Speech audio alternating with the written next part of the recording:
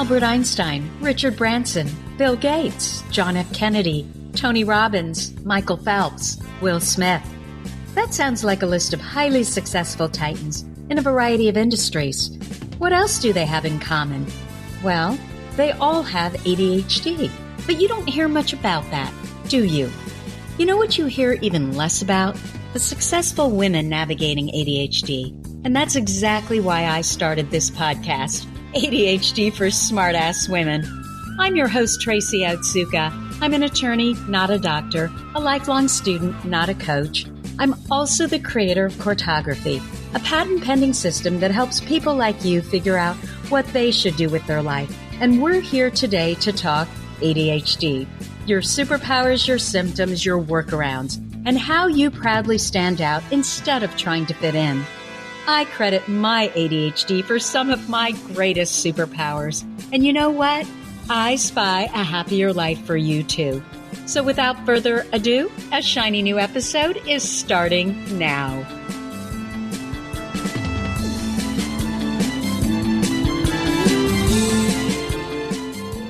Hey there, I am Tracy Otsuka, and welcome to episode 17 of ADHD for Smartass Women.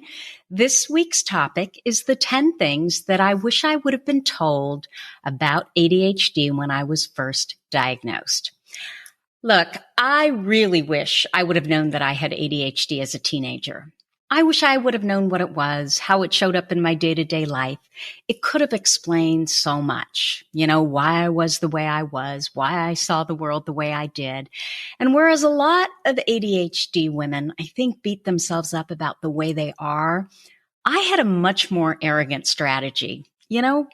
I'm right, they're wrong, and I wouldn't want to be like them anyway.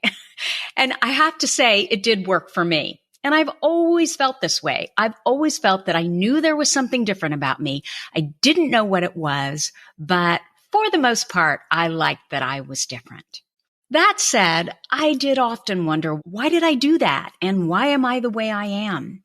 And when I was finally diagnosed late in life, 8 months after my son, the first thing I did in true ADHD fashion was to research and hyperfocus and read and look for everything that I could find out on the topic of ADHD and specifically ADHD women. And like any learning, learning goes in waves, right? I started out reading John Ratey and Edward Hallowell's book, Driven to Distraction. But I had to read it twice because the first time I was reading it, it was for my son. And because our symptoms were so different, I liked school. I found it challenging. He, on the other hand, finds it completely boring. And because his symptoms were so typical of the ADHD profile, that's really what I was looking for. And so I didn't see myself at all in Hallowell and Ratey's descriptions. Now, the second time I read his book, and when I say read, I meant I read, in air quotes, the audiobook, something just sort of clicked. And I think it was, although I'm not 100% sure, and I wish I could remember what it was specifically in that Driven Distraction book that really made me think that, oh my gosh, this is what I have. But I think what it was is that Hallowell and Ratey mentioned that drivenness was a form of hyperactivity. That really resonated with me because I have always felt so much more driven in the things that interest me than most people. Regardless, I also think that what allowed me to be open to even receiving this information was the fact that Hallowell and Ratey come at ADHD from a much more strength-based perspective rather than a disorder perspective. So from Hallowell and Ratey, I went on to study Russell Barkley's writings on ADHD. And he really made me understand what was going on from an executive functioning and emotional perspective. But I really struggled with the pathology of it all, how he sees ADHD as a disease disorder. And I just don't. I see it as a difference in brain wiring. And I know that if I had started out studying Russell Barkley's theories, I would have never been able to see myself in them at all. And I probably would still not know that I have ADHD. Look, I completely get that there are some pesky ADHD symptoms, right? I am time blind. I am always late no matter how hard I try. I always think I can get so much more done than I actually can. So I'm not great at planning. I would consider myself a poor planning unless I'm forced to plan, right? I resist structure, which I need more than anyone. I can't ever seem to see an Oscar-nominated movie because they're typically sad and depressing, and I can't handle that because it creates negative emotion, and that can literally last for a week where that's all I'm thinking of, and I can't shake it. And I know that when I don't want to do something, it requires Herculean effort to get me started. But then once I start, I can't stop. There are a lot more symptoms of ADHD that I would love to leave behind, but we don't really have time for that. And that is not really what this podcast is about. On the flip side, though, there are so many positives to my ADHD and our ADHD that I wouldn't trade for the world. I know few people with my exuberance, energy, and optimism. I'm a make lemonade out of lemons kind of person. And I know that not all of you have this, but what I have noticed about all ADHD women is this underlying unwillingness to give up. This knowledge that despite the amount of muck that we have to wade through every day, we know that there is something really unique and special about us. We keep getting up, no matter how many times we're knocked down. I'm also dogged with determination when I'm interested. That drivenness that I possess that I only see in other ADHD women. I read people like a book. I know their motivations and their agendas often before they know them themselves. I'm nothing if not authentic. You know my agenda and motivations the minute you meet me because they're out there where everyone can see them, whether that's good or bad. And if they're not, I feel like I'm being phony. There are so many more positives. And the reality of it is, I wouldn't give my ADHD up for anything because of these positives. But we rarely hear the positives talked about. And it took me a while to find the ADHD experts who did talk about them. And I'm digressing all over the place, but my point is simply that when we're struggling to understand something new about anything, but especially about ourselves, it's like a big puzzle. And we start out by building a base of knowledge, and then from there we add to it, right? And while we're adding to it, we're also subtracting from what we thought to be true.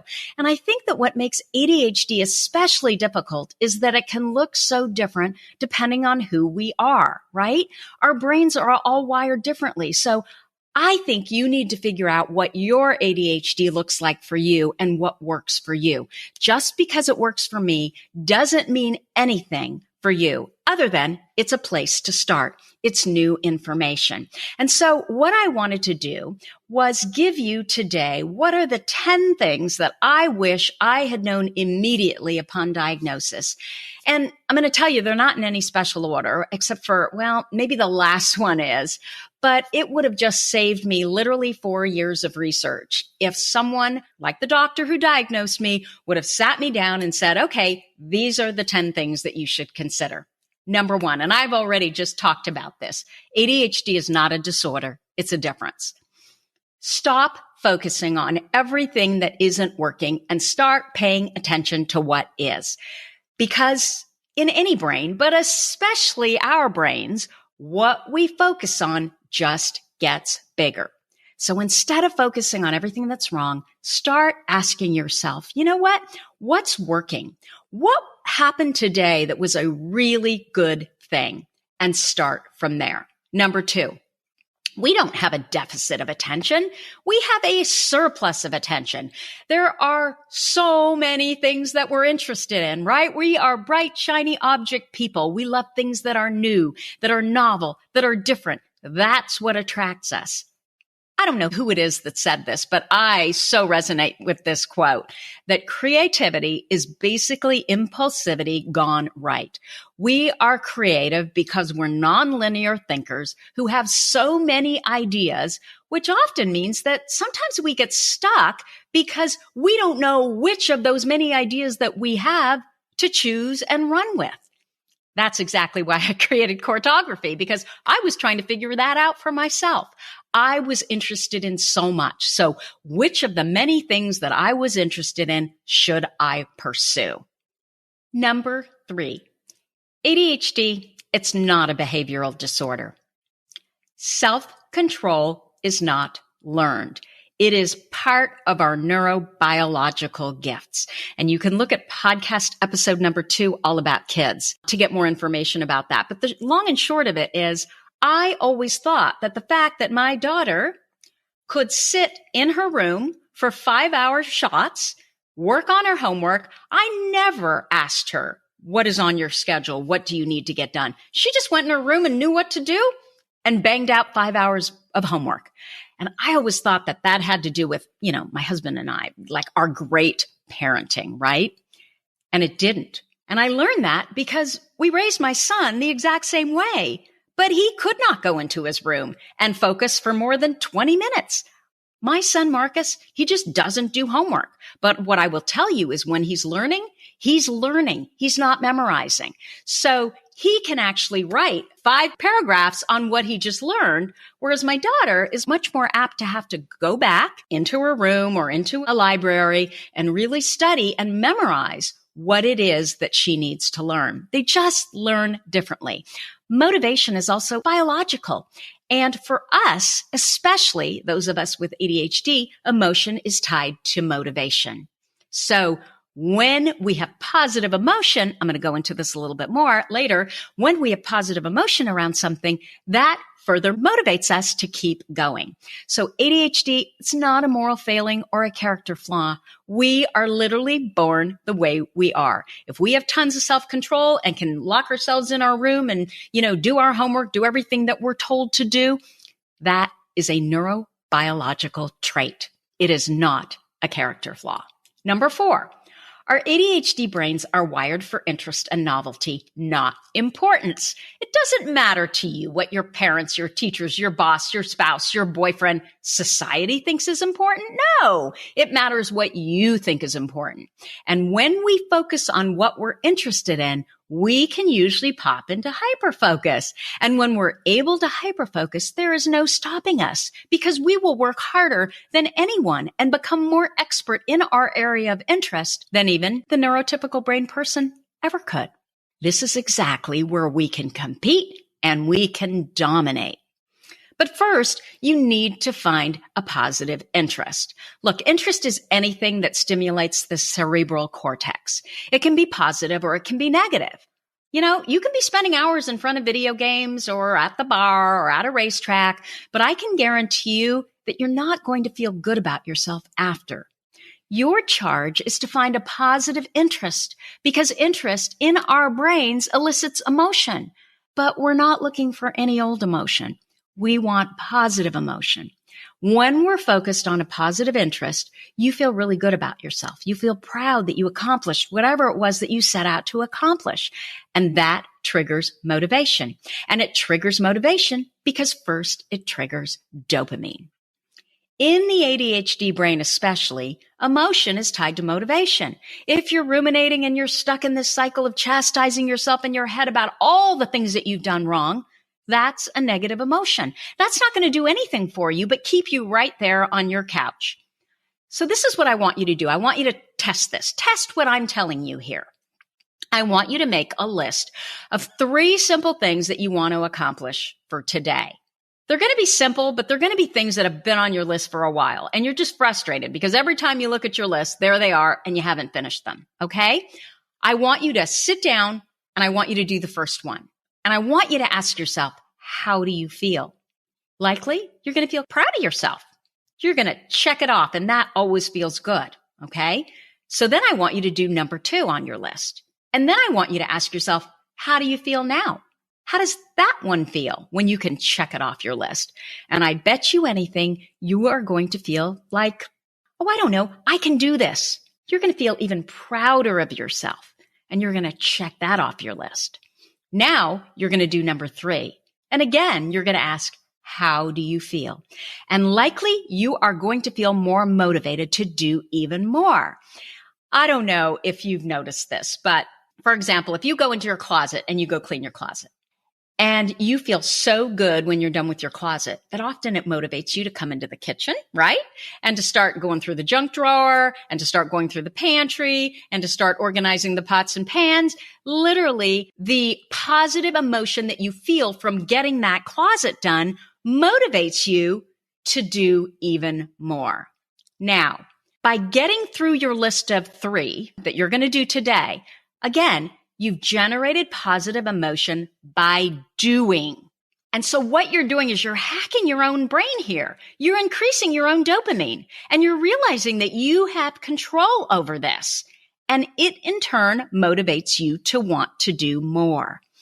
That is exactly how you build a successful day, week, and month. And guess what? You're in control of all of it. Okay, number 5 on our list of the things that I wish someone had told me when I was diagnosed with ADHD.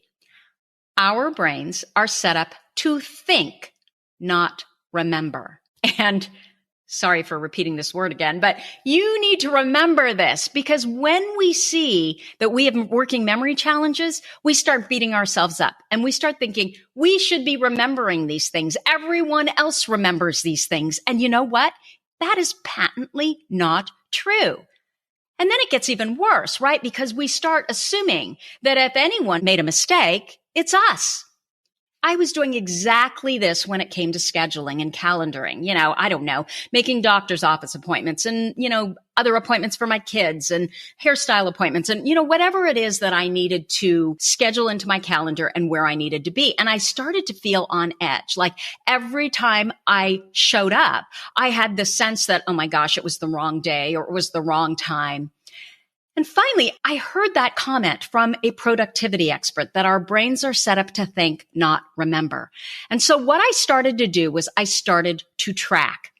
And what I realized was that 10% of the time there was a mix-up when I showed up. But only 20% of the time was that mix-up my fault, meaning it was on the wrong day, or it was the wrong time, or I was in the wrong office. Most of the time, it was not my fault. But I was copping to things that had nothing to do with me. I was just right away jumping to, oh, well, if there's a mistake, it's me, it's my brain. When I first heard that comment from that productivity coach, though, I really started paying attention and watching what was happening to other non-ADHD people as well. And I realized they were struggling with all of the same things that I was struggling with. We have a lot going on today with our activities and our events and keeping up on all the private messages that we get from all these, dozens of applications. And what I realized is it's happening to everyone. We were never required to remember all these things and to stay on top of all these things. It has literally gotten markedly worse in the last 10 years. So it's not just me. Sure, at times there are things that I miss, but most of the time it is not me. Number 6. You're going to love this one. You need structure. Stop resisting it. Look, I am totally spontaneous. I'm creative. I'm all about, the imagination. And I love to just kind of go by the flow, right? Go by the seat of my pants. The minute I started implementing and following the structure that I put into my life, let me tell you what happened. My anxiety eased to a huge degree. And my focus and my ability to get things done, it literally skyrocketed. And I was so much happier because I felt so much more in control. I felt smarter. I felt more organized. I felt more focused, more efficient. And guess what? I also felt more creative because I wasn't always angsting about all these other things that I thought that I was missing, right? That were falling out. So what did I do? I chose simple. And I think that is really key here. I found a 1-page weekly calendar to-do planner from Simple Systems for Creative Minds. I'll pop the link in the show notes. And I started to follow it because it was 1 page and it had my calendar. It had my big to-dos, and then it had a place to list other, smaller to-dos. I actually did it.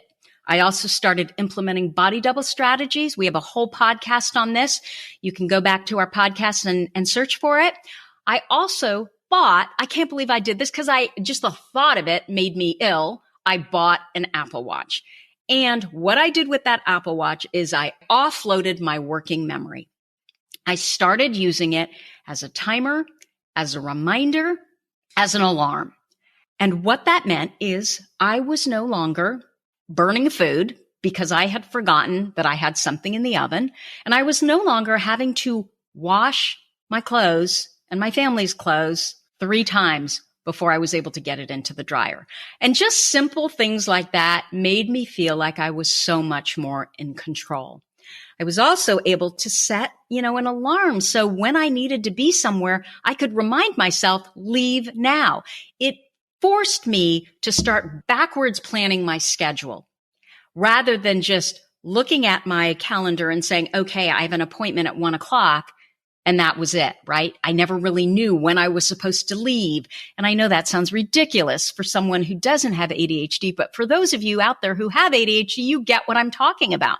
That Apple Watch really helped to organize me. And it's very simple. And that was my theory. I was going to create the structure. I was going to stop resisting it, but it had to be simple so that I would do it. Number 7, we have trouble starting. But once we start, we likely can't stop. So my goal was to figure out, how can I actually start? What I did was, again, I implemented body double sessions, whether it was going to a coffee shop so that I would feel more focused and I could actually start what I needed to work on, whether it was setting something up with my husband where we were both working in the same room, or a virtual body double setup where I would meet friends online. And we do have this in our Facebook group. It's free, where I would meet friends virtually online and we would get our work done. The other thing that really helped me to start was the Pomodoro Method. And there are a bunch of applications online that you can use to implement the Pomodoro Method. But really what it is you just start and you agree to 25 minutes. So let's say there's something I just really don't want to do. What I do is I sit myself down and I say, you know what? All you have to do is 25 minutes. All you have to do is start. And so I will just start. And whereas initially I started with an application on my phone, I have since bought a Datex Cube, and you all have probably heard of it. And if you're in our Facebook group, you've seen it, right? I use it all the time. And it's basically a wooden cube, and it has 5 minutes, 10 minutes, 20 minutes, and 25 minutes on it. And so all I have to do is just turn that cube onto the 25-minute section, and it automatically starts timing me for 25 minutes. So the deal is I get out of my head. I know that I do not want to start. I do not want to do what it is that I need to do, but I get into my body and physically I just turn that cube over. I shut down my lizard brain that has all the excuses of why I can't and shouldn't do this, turn the cube on its end, start my 25-minute segment. And the deal with myself is if I want to stop after 25 minutes, I can stop. Well, the truth is I have never wanted to stop. So once I start, I don't stop. And I know that about myself. And so just understanding how my brain works made such a difference with respect to procrastination. And it made it so much easier for me to just start. The thing is, you've got to figure out for your brain, when you have trouble starting, what will help you start.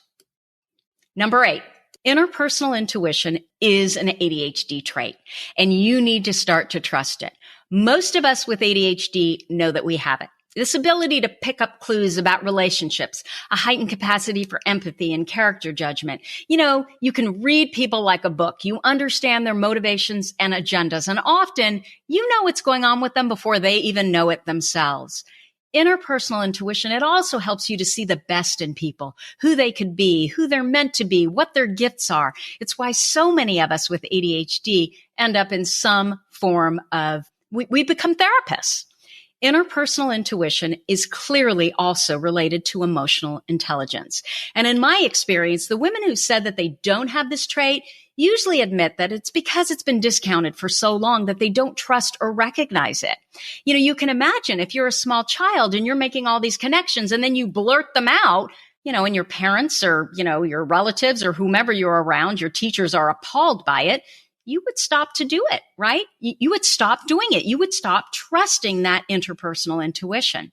I've also been told by some women that have ADHD that they believe that they're also on the autism spectrum. And so they're terrible at reading other people. We did a whole podcast last week on ADHD and intuition, and based on a number of our traits, it makes sense that we would have strong interpersonal intuition, meaning those of us with ADHD would have strong interpersonal intuition. And it's because our brains focus on the connections and the relationships between things more than on specific bits of information.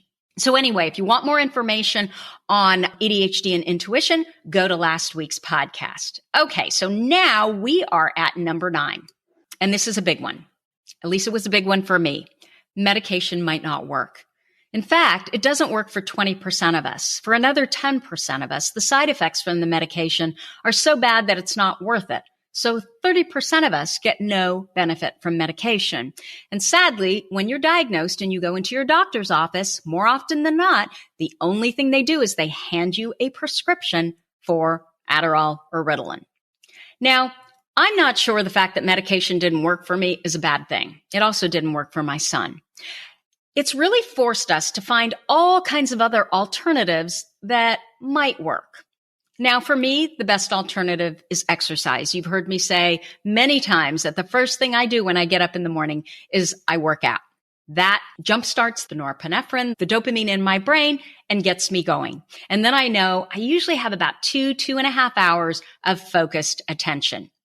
Now, John Ratey co-wrote Driven to Distraction, but he also wrote Spark, which is all about exercise in the brain, not just for ADHD. It's about exercise and how, we learn and neuroplasticity and how important it is to our brain. Anyway, his studies show that exercise works as well as a dose of Ritalin and a dose of Adderall for our ADHD brains. What else works?